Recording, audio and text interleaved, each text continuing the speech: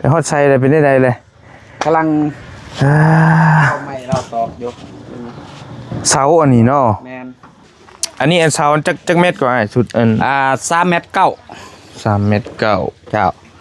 สี่ เอาให้จะพูดนั่นครึ่งเสาเงาจีนเสาเพิ่มเนาะโดยเพราะว่าเสามันบ่ค่อยนี่ได้เป็น1.70 เมตร 70เจ้าถนัดงานแบบใดสมมติว่าสิมักเจ้ามักเฮ็ดนะงานเสิร์ฟงานเด็กเสิร์ฟบ่โอ้น่าสิซื้อตีนเสามาให้แล้วสิถามกับสร้างเพิ่นตื่มว่าสิเอาจากเม็ดหั่นนะเดี๋ยวจังหน่อยจะมาคุยกับเราก่อนนะเอาฝากเจ้า2คนนี่นบมือขอบมกขอบใจแม่ใจดีเด้ออยู่ทางประเทศไทยเพิ่นบ่ให้ออกชื่อออกเสียงเพิ่นก็มีบ่หลายเพิ่นว่าอยากซอยสิซื้อตีนเสาให้เจ้าเด้อเดี๋ยวข่อยสิซื้อมาให้บัดเลยเอ้านบมือขอบมกขอบใจเพิ่นแน่เด้อขอบใจทางพ่อใหญ่ใจบุญเด้ออยู่ทางฝั่งไทยทางฝั่งไทยเอาเม็ด7ใช่เนาะพอดีเพื่อเทพื้นเนาะเหลือเม็ด5เม็ด6เนาะโอเคบ่คันว่าซ้ำนี้เลยพอดีซ้ำนี้เลยนี่แต่เฮือนเราใหญ่เด้นี่เฮือนเฮาสิน้อยกว่านี้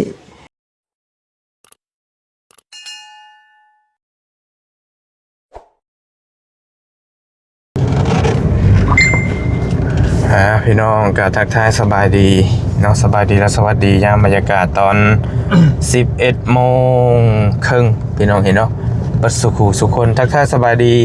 อยู่บ้านอาลิงเนาะอาลิงหรืออาลิงนี่แหละบ้านน้องเดิมเฮานี่แหละพี่น้องเห็นเนาะทักทายสบายดีเด้อพี่น้องเด้อวันนี้เดินทางมาฮอดแล้วพี่น้องเห็นเนาะสิเข้าไปเบิ่งความคืบหน้าของการสร้างบ้านให้น้องเดิมก่อนแล้วก็สิมาแจ้งข่าวให้น้องเดิมขอบมกขอบใจขอบบุญขอบคุณพอดีทางมีทั้งเมย์จะดีเพิ่นฝากเงินมา 3,000 บาทเพิ่นฝากเงินมาให้ซื้อตีนเสาให้น้องเดิมเนี่ยเด้อน่าสิพ่อว่าซั่นพี่น้องเนาะเดี๋ยวเฮาสิมาเบิ่งตัวจริงก่อนว่าเพิ่นสิหม่องตั้งเฮือนอยู่ไสจังใดแหละคุยกับบ่าวนุ่งเมื่อวานนี่หั่นเพิ่นให้ทางบ่าวนุ่งว่าเอา3ต้นนั้นเอา70เซน6ต้นเอา50เซนเพราะว่าดินมันบ่ซ้ำกันสิปลูกอยู่นี้อยู่เฮือนเล่านี้ว่าซั่นอยู่หม่องเฮือนเก่าเล่านี้ว่าซั่นเนาะตะกี้มันยังมีปัญหากันแต่ว่าตอนนี้เพิ่นว่าโอเคกันเบิดแล้วว่าซั่นเนาะมากัน2คนพี่น้องเนาะกับประธานยาวคือเก่าแล้วสิมาสมทบกับทีมงานอยู่พี่เบาเจ็บเบาตูนเบาโกเพิ่นมาถ่ายอยู่พี่ว่าซั่นเนาะเพิ่นขี่รถจักรมาเลยพี่น้องเพิ่นมาก่อนแล้วเนาะบ่าวนุ่งเพิ่นยูเซ่เพิ่นไปเฮ็ดพาสปอร์ตว่าซั่นมื้ออื่นหรือว่ามื้อแลงอาจจะได้เจอกันเนาะเดี๋ยวจังมื้อแวะหาเราไปพี่น้องลงไปเบิ่งนำกันก่อนใดๆก็จังว่ากันโดยมาเบิ่งก่อนจะอยู่ทางใดมองใดเจอใดล่ะรถมันเข้ามาเนี่ยพี่น้องเนาะบ่ดีมันเข้าได้อยู่จากเบียดๆนิดนึงอยู่หั่นก็เลยบ่อยากเข้าปานใดมันเดี๋ยวสิโดนดิหากเฮ็ดสีแล้วอันนั้นก็ได้พี่น้องเนาะสร้างเป็นกบใหม่แล้วก็ถึกอันนี้เนาะบายดีเด้อไอเด้อสวัสดีปีใหม่ไปฮอดไซเลยเป็นได้เลยกำลังเอาไม้เราตอกอยู่เสาอันนี้เนาะแมน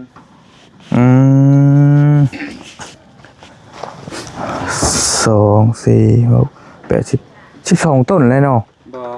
เก้าเพิ่นว่าสิเฮ็ดเก้าหั่นแล้วแต่ว่ามันเพิ่นมี12พี่น้องมันตัวบ่งามตัวนั้นบ่ได้มันสั่นกว่าหมู่แต่งามมันบ่งามหรอกว่านี่ปรับไม้หมดปาดเรื่อยทุกอย่างขอโทษเด้อโดยตัวนี้นี่ตัวใดสิได้นี่ที่เหลือได้เบิดเลยบ่เอาซุมนี้แหละปะเสา1ปะเสาตัวนี้มันถือ10อันน่ะ2 4 6 8 9ปะตัวนี้เนาะปะตัวนี้ปะเสาเดียวนี่ปะตัวนี้มันสั้นกว่าโมตัวนี้สั้นอีกบ่นี่ก็แม่นมันบ่เทิง4 เมตรนี่ก็บ่ฮอดบ่เทิงตัวเทิงอันน่ะตัวนั้นต่ำสุดน่ะได้แต่3 เมตร 9 3 เมตร 90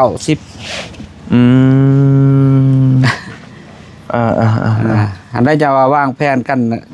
ถ้ามา ทางทีมงานว่าสิเอาจักแมตขึ้นเทิงแล้วก็ลงหลุมเอาจักแมต ซาวเฮ็ดอยู่พุ่นหั่นอันนี้อันซาวจักเม็ดกว่าอ้ายสุดอัน 3 เมตรเก้า 3 เม็ดเก้า เจ้า สิ เอาเฮ็ดอยู่พุ่นนั่นครึ่งหนึง เครื่องแล้วก็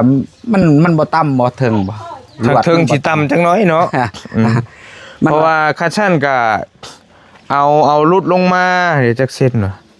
เพราะว่าเขาต้องมีตีนเสาอยู่เด้เนาะทางลุมเนาะ เจ้า เพราะว่าสิซื้อสิช่างบ่หรือสิช่างตีนเสามาอยู่ นั่นแหละตามค่อยคิดนะจักว่าถูกหรือบ่ถูกเนาะคันว่าถูกก็เอาคันบ่ถูกก็เอาต่างทีมงานเพิ่นสั่งกับกันเนาะ เจ้า แต่ว่าสิเฮ็ดทางลุมนี่มันได้ประมาณว่าตีนเสาเพิ่นซื้อเม็ด50มันก็สิได้เม็ด5ทางเทิงสิสูงจักหน่อย เพราะว่ามันก็เสาเฮามัน3 เมตรเก่าเนาะเฮาสิเอาลวดมันนี่สูงเทิงมัน2 เมตร2 เมตร 30เนาะสิเอาซ้ำนั้นตามแผนเพิ่นอยากได้คันว่ามันได้อันอยากได้3 เมตร2 เมตร5แล้วแต่ว่ามันบ่ได้เฮาก็เอาซ้ำนี้เนาะ คันว่าเฮ็ดทางเทิงมันต่ำแล้วก็มันสิฮ้อนเนาะคือเฮือนเบาหน่อยเพิ่นก็บ่ว่าดอกเพิ่นมัก มัน สั่น ใกล้สังกะสี แม่นบัดนี้เฮาทางคือมันคันว่าคนสูงมันก็สิต่ำเนาะ แม่น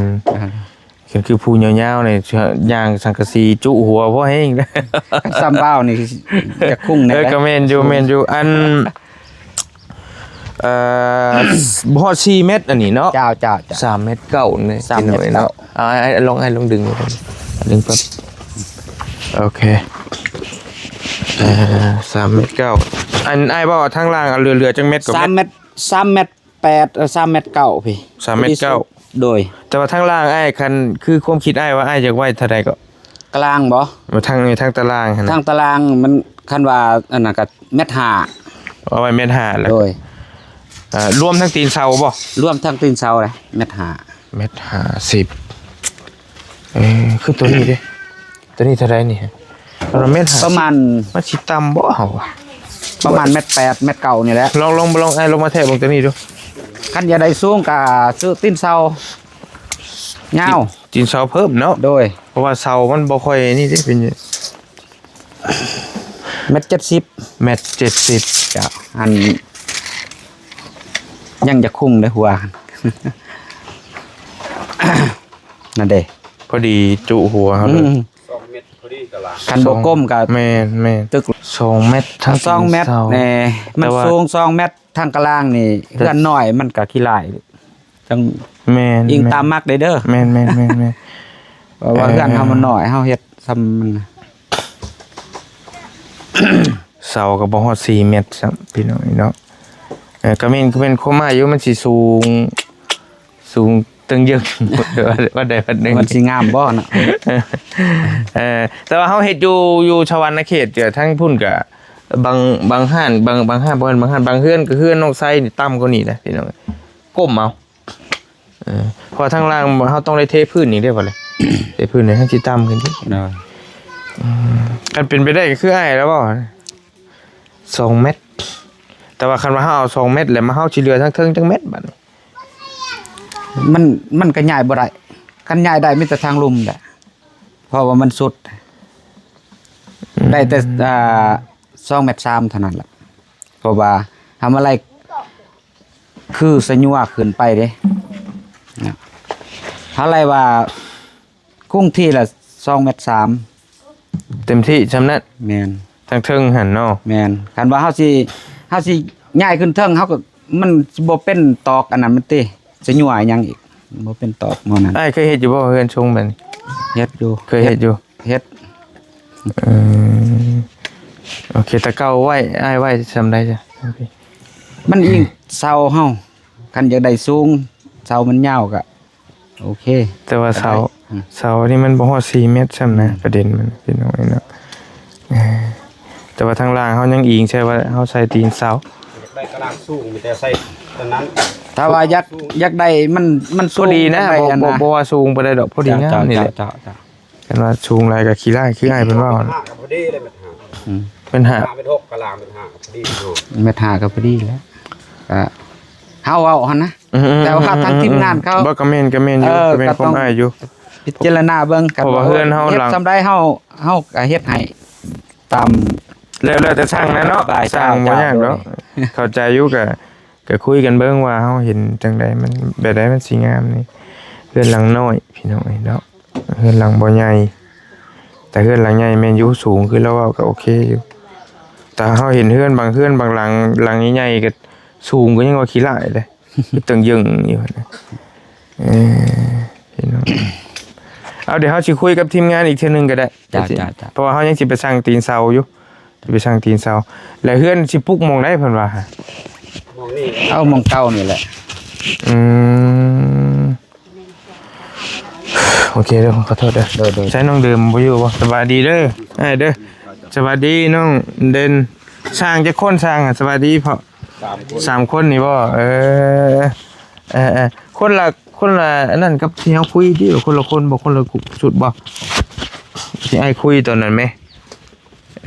สวัสดีน้องเดิมอ้ายอยู่ในบ้านนี่บ่ อยู่กำกอก โอ้ สบายดีครับ โอเค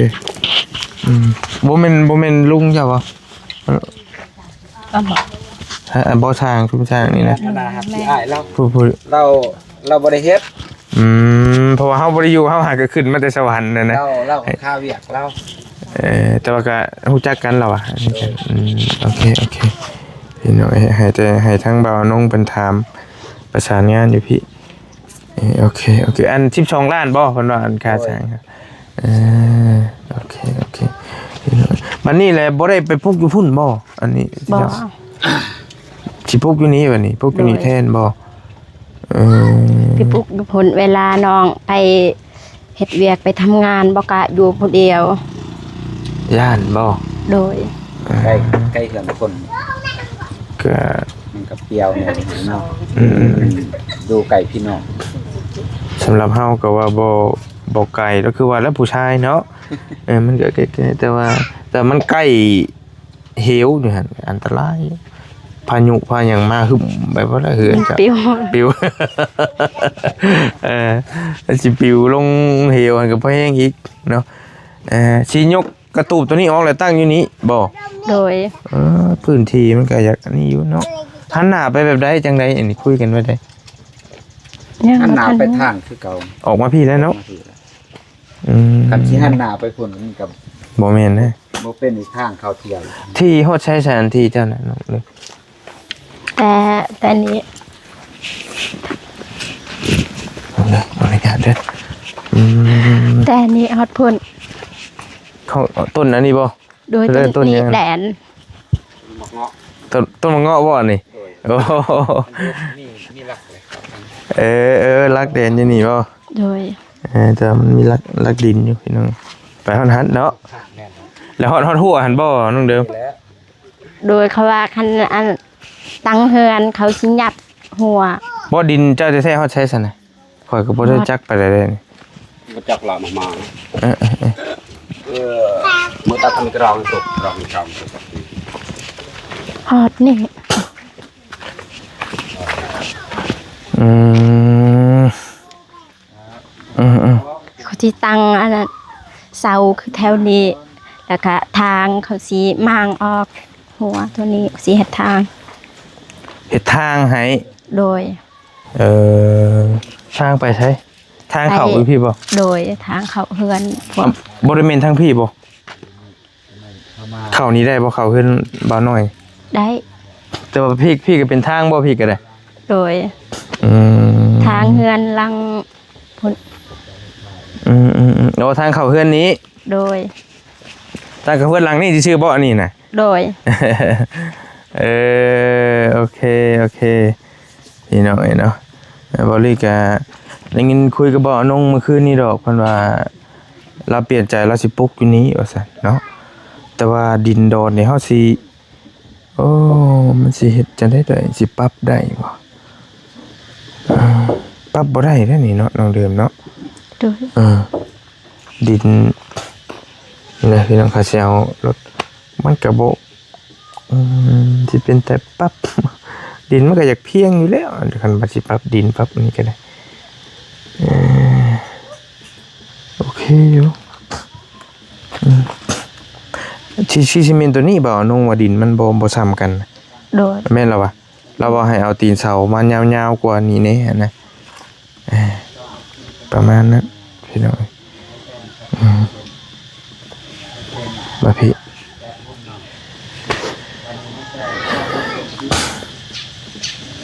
เก้าต้นพี่น้อยเนาะมานั่งแล้วก็ได้มาบัดนี้มั้ยกินข้าวกินน้ำเลยติ กินข้าวแล้ว กินกับเพลอ กินกับสมมักหง กินกับส้มมะฮุ่ง โดย ส้มมะฮุ่งคือตำมะฮุ่งบ่ โดย อยู่พี่เพิ่นเอิ้นส้มมะฮุ่งพี่น้อยอันทีมงานเพิ่นเข้ามาหาแล้วบ่มื้อนี้ ยัง ฮะ ยัง ยังบ่ได้มีใครเข้ามาหาอยู่ โดยมีแต่น่ะบาวลีนี่แหละ มีแต่เฮานี่ โดย คือว่าเบาเจ็บกับสิมาแล้วยังบ่ทันมาบ่พี่น้องเพิ่นว่าสิมาแต่บ้านทงวายว่าซั่นเพิ่นมาเฮ็ดจักมื้อแล้วสร้างเพิ่น เมื่อวานแล้วก็มื้อนี้2 มื้อ เขามาเฮ็ดเมื่อวานนี่บ่ โดย ก็ถือว่าไวเติบแล้วนี่พี่น้องเนาะโอเคพี่น้องเสาแซวเพิ่นกบไว้เบิดแล้วพี่น้องเนาะสงกรานต์ไปลินใช่สงกรานต์ น้องลืมบ่ เจ้า ไปเล่นอยู่ทองหวาย อยู่บ้านน้องสาลีเห็นบ่ โดย ม่วนอยู่บ่ ม่วน ม่วนอยู่ไปลินน้ำไผ ไปเล่นน้ำเอื้อย อ๋อเจ้าผู้อันได้ผัวอยู่หั่นบ่ โดยมีแต่ไปซ่องน้ำพระแล้วก็บ่ได้เล่น ไปส่งน้ำพระอยู่ในวัดบ่มีวัดบ่อยู่หั่น บ่อยู่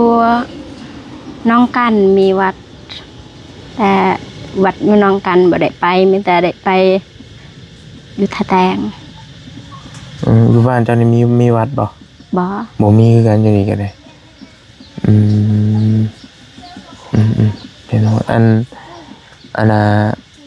เจ้าถือศาสนาพุทธนี่บ่เจ้าหรือว่า ถือ ผี โดย แต่ว่าก็เข้าวัดคือกันบ่ โดย จักทำบุญทำทานก็คือกันเหรอ โดยทำบุญทำทานคือกัน แต่ถือเฮ็ดผี บ่รีบ่ฮู้ว่าเพิ่นนี่จังไดจังได๋ฮีดผีนี่เพิ่นสอนให้เฮ็ดบุญเฮ็ดทานอยู่บ่ช่วยเหลือกันอยู่บ่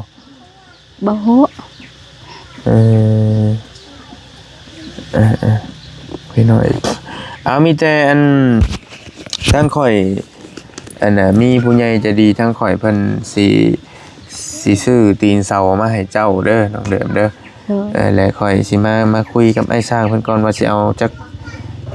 กอันจักเส้นแล้วสิเอาสิซื้อมาให้สิไปสร้างมาไว้ให้นะพี่น้องและข่อยอยากให้เจ้านี่ขอมกขอบใจขอบุญขอบคุณเพิ่นเด้อเพิ่นซื้อตีนเสาเฮือนนี่แหละมาให้เจ้าเนี่ยตีนเสาแบบนั้นจักอยู่แล้ววะตีนเสาเพิ่นเอิ้นหยังอยู่พี่เสาดินตีนเสาดินนะ ตีนเสาคือกัน บ่ภาษาเจ้า ก็ตีนเสา ตีนเสานี่บ่ โดย อันห้องเด่นมันนี่ด้วยแล้วเราไปซอยสร้างบ่ โดย ไปใช่ละกำลังสิกบใหม่บ่ โดย แล้วก็กบเป็นบ่ฮะ บ่มีแต่แบกซอยไม้นำสร้าง ยกไม้ซอยว่าซั่นซะพี่น้องเซิงเพิ่งเซิงนะอันตัวนี้ยังบ่ทันได้กบบ่นี่ฮะนะ ยัง อยู่ที่นี่กันเนาะโอเคพี่น้องเดี๋ยวจะให้น้องเด่นมานี่จังหน่อยกัน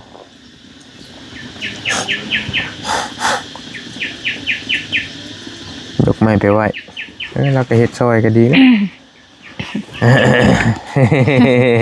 ไปได้บ่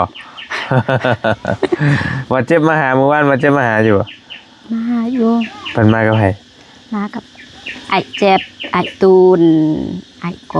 นะบาวะน้อง โอ้4 คนเนี่ยอันน้องอันน้องเด่นนี่ล่ะน้องเด่น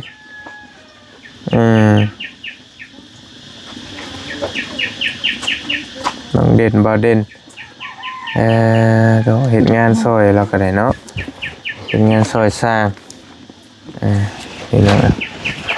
สบายดีเด้อน้องเรียนเด้อสบายดีเทื่อนึงเป็นได้การงานเจ้ายังบ่ได้บ่คือว่าเห็นเบาตูนหางานให้เฮ็ดเอกทึกจน ยังบ่ได้ ยังบ่ได้ซ้ำเจ้าถนัดงานแบบใดสมมุติว่าสิมักเจ้ามักเฮ็ดนะ งานเสิร์ฟ งานเด็กเสิร์ฟบ่โอ้ต้องไปติดต่ออยู่ห้านอาหารแน่มักถนัดนั่นน่ะเด็กเสิร์ฟอย่างเดียวอย่างอื่นบ่ได้บ่ อย่างอื่นก็ได้แต่ว่าบ่เป็นอะไร บ่เป็นไปได้ เด็กเสิร์ฟนี่มันง่ายเนาะ โดย นี่เนาะเพราะหน้าตาเราก็ได้เด้อหน้าตาเราดีเป็นเด็กเสิร์ฟอยู่เจ้าเคยไปเข้าไปหาอยู่บ่ถ้าอยู่ท่าแตงอยู่ใกล้ๆเคยไปถามเพิ่นอยู่บ่ บ่ ต้องให้เบาอนงและติดต่อให้พี่น้องเนาะเจ้าคันมีแล้วเจ้าไปบ่คืออยู่ท่าแตงนี่ ไป เฮ็ดเนาะ โดย เพราะว่าเราก็อยู่ซื่อๆพี่น้องเอ้ยอาหารแต่ว่ามันก็เจ้าเฮ็ดอยู่พุ่นได้เงินเดือนเท่าไหร่ก็ ล้านแปด ล้านเป็ดประมาณ 2,000 กว่าบาทนั่นแหละพี่น้องเนาะแม่นบ่ว่า 3,000นั่น7นั่น8 3,000เกือบ 3,000กันสิไล่กิ๊ดกี้อีหลีก็ได้เพราะว่าร้านซองนี่ร้านซองไปปลายนี่มันก็ 2,000 บาทเด้ล้านเป็ดอันนี้เจ้าก็ซอยเพิ่นเฮ็ดอันนี้อยู่นี่แหละเนาะอยู่อันนี้แล้วก็ได้ซอยเพิ่นเอาคันมีแล้วก็สิให้บ่าวนงเราคุยนํเจ้าอยู่บ่ซั่นน่ะเรื่องหางานเราเว้านํอยู่บ่ มีแต่ไอ้ตูนแล้วว่า ไอ้ตูนเราหางานยังไงตอนนี้คือเห็นว่าเป็นรปภบ่เจ้าสิเฮ็ดเป็นบ่รปภยาม โอ้โห รักษาความปลอดภัย โจรมาเล่นก่อนโจรไว้ เห็น มันก็อันตรายอยู่รปภนี่ก็ต้องยามเด้เป็นยามเจ้ากระจักอยู่หรอยามรปภยากอยู่เลยพี่น้องเนาะไปนำกันบ่สงกรานต์ไปลินชัยเนาะ คนเล่นอยู่บ้าน ติดอยู่บ้านเจ้านี้ติดอยู่ใช่มันหดน้ำหดหยังกันคือกันเราอยู่พี่ก็ได้คนหลายอยู่บ่ บนร้ายเป็นนะ บ้านบ่ใหญ่พี่น้องเนาะแต่ว่ามันก็ติดอันน่ะติดทางยางเรียนเพิ่นนี่ก็ได้ป้ามีแต่ประมาณนั้นเด้อน้องนั่นอ้ายเดี๋ยวทางอ้ายสิซื้อตีนเสามาให้แล้วสิถามกับสร้างเพิ่นตื่มว่าสิเอาจักเม็ดหั่นนะเดี๋ยวจักหน่อยจะมาคุยกันแล้วก่อนเด้อเอาฝากเจ้า2คนนี่นบมือขอบมกขอบใจแม่ใจดีเด้ออยู่ทางประเทศไทยเพิ่นบ่ให้ออกชื่อออกเสียงเพิ่นก็มีบ่หลายเพิ่นว่าอยากซอยสิซื้อตีนเสาให้เจ้าเด้อเดี๋ยวข้อยสิซื้อมาให้บัดเลยเอ้านบมือขอบมกขอบใจเพิ่นแน่เด้อ โดย ขอบใจทางพ่อใหญ่ใจบุญเด้อ อยู่ทางฝั่งไทย อยู่ทางฝั่งไทยขอให้เพื่อนสุขภาพแข็งแรงอยู่ดีมีแห้งความเจ็บอย่าให้ได้ความไข้อย่าให้มี เจ้า ปรารถนาสิ่งใดก็ให้ได้สิ่งนั้นให้ร่ำรวย โด สุข ย ภาพแข็งแรงอายุมันยืน โดยสาธุนะน้องเดิมหน่อยหนึง ขอบใจหลายๆเด้อทางผู้ใหญ่ใจบุญ อยู่ทางประเทศไทย ทางประเทศไทยคอยพึนอยู่ดีไม่แห้ง ความเจ็บใยได้ความไข้ใยมีปรารถนาสิ่งใดคอยได้สิ่งนั้น ให้อายุมันยืน โดย สาธุ สาธุพี่น้องเนาะอันบ่ยาวมานี่ด้วยหาเจ้ามานี่หน่อยหนึงดูขอถามนะมานี่หน่อยหนึงบ่นี่มานั่งพี่ก็ได้นั่งอยู่หารถคันยาวๆที่แห้งแล้วแหละ1.50 เมตรน้ำสิไว้บ่เนาะตะกุนั่งลงบ่ได้เลยก็ เงา เงาโอเคเงา บ่ได้เงาปานใดนะ บ่คือ วันนี้ ถามกันนี่แหละเรื่องเฮ็ดทางตารางมันนี่นะสิไว้จักเม็ด ขอเห็นเฮือนน้องไส้น้อยเดียวเฮือนน้องไส้เนาะได้บ่เม็ด มาทานมันดีกับ2เม็ด มาตรฐานเนาะแต่ว่าคันสิเฮ็ด2เม็ดผัดทั้งเทิงเฮาต่ำ ทำยางบ่ได้นะ ช่างเราแนะนำว่าเม็ด50เสาเฮามัน3เม็ด9นี่ แม่น50บ่มันบ่ เพื่อเขาสิเทพื้นอีกบัดนี้เนาะมันให้ชิ้นเตี้ยโพดแต่ว่าเราก็แล้วแต่เฮาช้างแต่ว่าเรา มีวิธีแก้ยังจะเอาสร้างตีนเสา ตีนเสาสูงบ่อืม แก้อะไรจุดนั้น อันไอ้สร้างเอ้ยอันมาหาเฮาหน่อยนึงรบกวนหน่อยนึงก็นั่นก็สิได้ไปสร้างไว้เลยหั่นน่ะกินนี่ว่าสิแวะสร้างยันมันผิดเนาะไอ้สร้างพวกนี้บ่เอามาพี่ก็ได้พี่รบกวนหน่อยเด้อสักหน่อย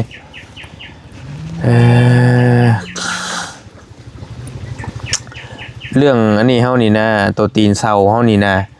เฮาสิสั่งมาและได้ยินบ่าวนงเพิ่นบอกว่าอยากได้ทั้งพี่70บ่70แหละอยู่70นี่3อันบ่3โตและ50นั่น6โตเนาะ6ตีนว่าซั่นซะพี่น้องและวันนี้แหละเฮาแม่น50บ่ที่เฮาคุยกันกินคิวเว้ากินนี่อย่าเอาตารางไว้หั่นนะ โดยเด้เม็ด50ก็ได้เพราะว่ามันงามแบบลังน้อย5คูณ6มึงมาไม่เศร้าเฮาก็บ่ถึง4เมตรแน่เป็นนั่น ถ้ามันคือว่าถ้ามันสูงเกินไปมันก็บ่สมขนาดเพื่อนไปซะสูงตึงแย่งแต่ว่ามันน้อยมันก็บ่ครับนะ ก็แม่ก็บ่ให้มันสูงเกินบ่ให้มันต่ำเกินนะมันก็ จะสูงเท่าใด 50พอดีเลยสมัยโบราณ จะสูงเท่าใด พอดี 140 140 ได้อยู่ พอดีแต่ว่าเฮาไว้ยังเพื่อไว้ยันเพื่อเทพื้นนี่ขึ้นอีกหน่อยนะเทพื้นมันจักเส้นแต่กันว่าเทพื้น 50 5เส้นบ่เคลื่อนลงแผ่นจะไว้เท่าใดชื่อบ่ชื่อแล้ว ใส่ บ่ทั้งตารางนะจะให้เรียนลงแผ่น น้องแพนบ่ บ่ชื่อบ่ มันเพิ่นน้องแพนเนี่ยมัน2เมตรปลายเพิ่นได้ปล่อยไว้ แต่คือว่าถ้าเสาเฮายาวอะนะ เสาดินน่ะมันมาตรฐานโลด เสาดินเนาะ เพิ่นสามารถฐาน แต่ว่าเฮือนมันใหญ่จังนั้นกันจะมักสูงหรือมักต่ำถามผู้อยู่แล้วได้เอ้าเพราะอ้ายบ่ได้มาอยู่นำ ตามน้อง อยากได้สู้แล้วแต่เจ้าภาพเอง แล้วแต่ช้างเราสั่งนั่นแหละเราก็เฮ็ดให้ได้บ่มีปัญหา เฮ็ดให้ สำกลาง ซ้ำกลาง กลาง ๆซ้ำนั่นพอดีบ่ โดย สูงโพดบ่หรือต่ำโพด พอดีซ้ำนั้น ซ้ำนี่บ่ โดย มันก็สูงนะบ่เนาะ พอดีก็ทำเม็ด6เม็ด7แล้วสำนอง มันแปะ จะมักซ้ำนี่บ่ซั่นเดี๋ยวต้องถามผู้อยู่นำได้ให้อ้ายเว้ามันบ่แทนบ่ได้แล้วแต่ผู้จะมักว่าสิได้สั่งตีนเสามาถึกนะว้าวโลดบ่มีผิดมีถูกเจ้ามักซ้ำนี่บ่หรือว่าซ้ำใดหรือว่าสูงโพดบ่ซ้ำนี่หรือเอาต่ำลงอีก พอดีดิตุก คุยโลดบ่ต้องนั่นน่ะบ่มีผิดมีถู ได้ ก แล้ว ซ้ำนี่พอดีเนาะ โดย คันนั้นเฮาแทกเมื่อกี้นี่เท่าไหร่กินนี่กับอ้ายไปเม็ด7บ่เม็ด7พอดีเด้อเพื่อเทพื้นเนาะพอยาวเทพื้นอีกจังหน่อยเด้เฮาต้องเทพื้นเด้บ่ได้ก็มีเงิน เม็ด7จังได๋ว่าเทพื้นพอดีเม็ด5เม็ด6เลยมันอยู่ พอดีเนาะพอดีเด้อ ใช่อยู่ จำเพื่อนน้องไส้ แต่ว่า นะมันแฮม ไม้นี่มันสั่นแต่ตีนเศร้าแล้วซื้อตัวยาว แล้วเขาสิซื้อตีนเสามายาวนี่หั่นนะว่าซั่นซะ ให้มันง่ายนิดนึง อีเสาเดี๋ยวมันจะทิพย์บ่มันบ่จะทิพย์เส้นบ่ ประมาณนั้น เพิ่ง 70 แต่ว่าคันเฮาเนี่ยบัดเฮาสิซื้อตัวพี่แฮงยาวกว่าอีกเด้อบัดน่ะพี่ตัวนี้ มันลุบเด้คันปรับหน้าดินก็สิปรับบ่ได้นี่เนาะไอ้เนาะ นี่ หินนี่ปรับบ่ได้มีแต่เอาดินมาถมเอาเท่านั้นแหละปรับบ่ได้หรอก เนี่ยเรียนโท เอาดินมาถมเอา พูดเอาเด้อหากินมาถอก เอาเม็ด7ซะเนาะพอดีเพื่อเทพื้นเนาะเหลือเม็ด5เม็ด6เนาะ โด โอย เคบ่คันว่าซ้ำนี้เลยพอดีซ้ำนี้เลยนี่แต่เฮือนเราใหญ่เด้นี่เฮือนเฮาสิน้อยกว่านี้นี่น้อยนึงเฮือนเฮา5คูณ6 บ่แม่น 5 คน 6 5 คน6แม่นเลยสามเพื่อนน้องเอ็ดนี่น้องเอ้ยเนาะแล้วเพื่อนน้องเอ็ดก็สูงเติบอยู่ได้อยู่ดอกพอดีงามแล้วซ้ำนี่พอดีแล้วอันนี้ได้พี่น้องเม็ด7แล้วเฮาสิสั่งอันนั้นมาจากเส้นบัดนี้ไอ้คำนวณให้เบิ่งดีกว่าตีนเสานะแม่นจะได้สั่งมาถือ ถึง70ทางนี้เม็ดหนึงพอดีเพราะว่าเพิ่นอยากได้สูงเด้ อืม พอดีแบบตัวนั้นก็ตีนอันนั้นตีนเสา70พุ่นตัวนั้นเม็ดหนึงพอดีเม็ด70บัดเทพื้นอีกมันก็ขึ้นพอดีเม็ด6เลยเนาะเป็นนั่นน่ะ พอดี พอดีเลย เอา3ตีนนี่เม็ดหนึง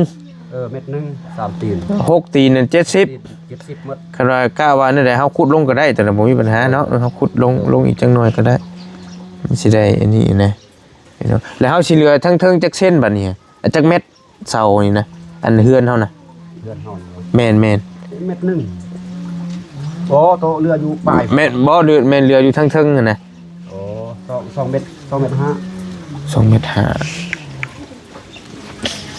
2เมตรห้าเจ้าเท่าไหร่ความสูงบิดอยู่ได้นี่เนาะเม็ดฮอดบ่2เมตร อ๋อเม็ดแปด เม็ดแปดพอดีวิดหัวข่อยก็ถือว่าสุดแล้วนะเพื่อนนะ โอเค2เมตรห้าพอดีแล้ว หัวยังเนาะ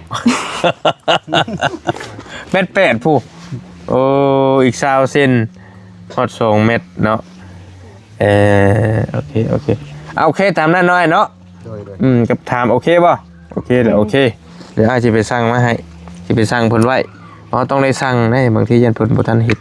พวกเรามาหาแล้วบ่มึง ยัง บ่เจ็บ ขึ้นมา เดี๋ยว เด้อกระสันเด้อ ขอบใจได้หลายเดี๋ยวจะไปหาข้าวต้มขนมมาสู่เรากินก่อนอันลืมอันหั่นอันนั้นก็บ่มีอันหั่นค่ามีบ่นำบ้านเจ้า มีดูเถอะ อันเพิ่นขาย100ขวดเท่าไหร่ 10,000 10,000บ่ไปซื้อเจ้าไปซื้อมาให้นี่เด้อจะซื้อมาให้สร้างเพิ่นนี่สร้าง3เนาะสร้าง3คน จีจังข่อยเนี่ย กินบ่เจ้าก็ กี้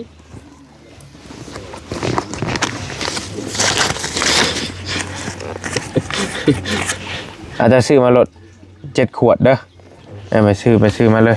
คันว่า 10,000 ได้คันมันได้บ่ 10,000 ได้อยู่ ได้อยู่เนาะโอเคซื้อมาลด7ขวดฮะ 7 ขวด 70 เอามากินพี่น้องเนาะ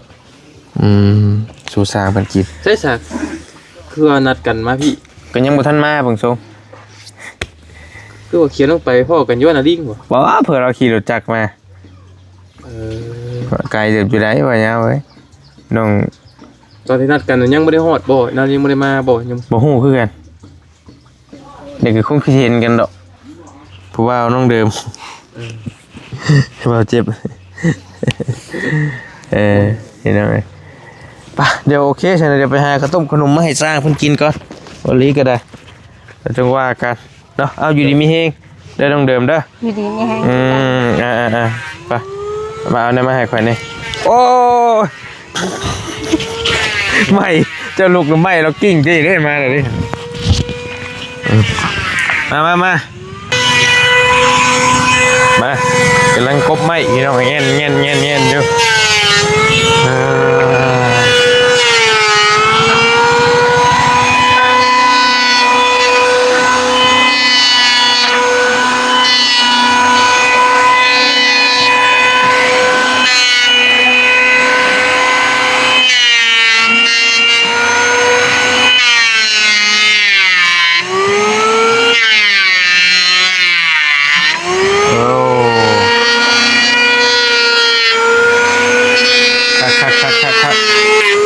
โอเค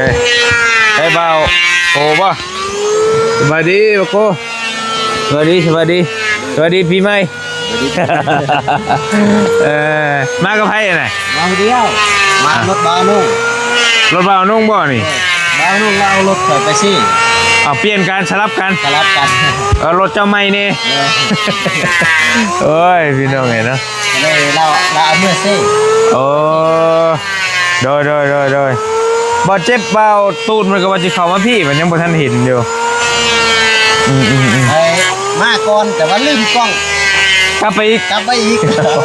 สองหก เอ้ยไม่ได้หอดนี่หอดปั๊มน้ำมันอะไร โดย กลับไปขึ้น โอ้ยเราก็ยังว่าอยู่คือนานฮอดแท้ว่ะ งานหอดจะบอกไปหอดก่อนแล้ว นี่กลับแล้วถล่มกลับแล้วต้อง โดยโอเคชนะเดี๋ยวไปเอาอันนี้มาให้ช่างเพิ่นก่อน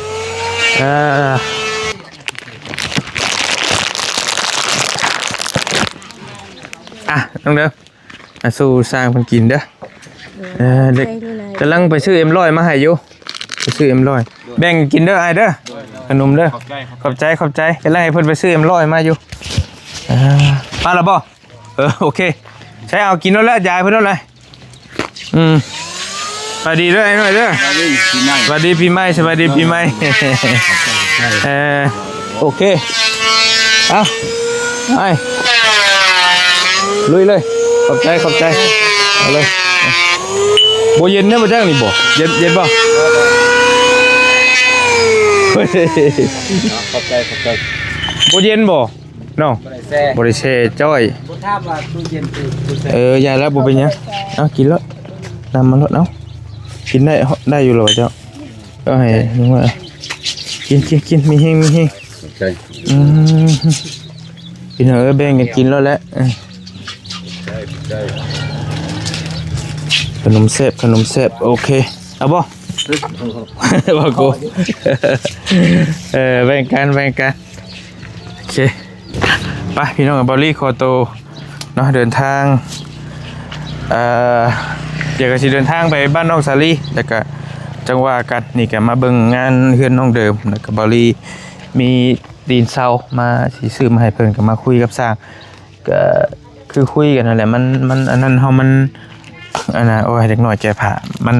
เสาเฮามันบ่ค่อยยาวปานใดก็เฮาสิเน้นตีนเสาให้มันยาวนี่เอ้าก็ขอขอบคุณขอขอบใจหลายๆเนาะที่ทั้งแม่เพิ่นเมตตาซื้อ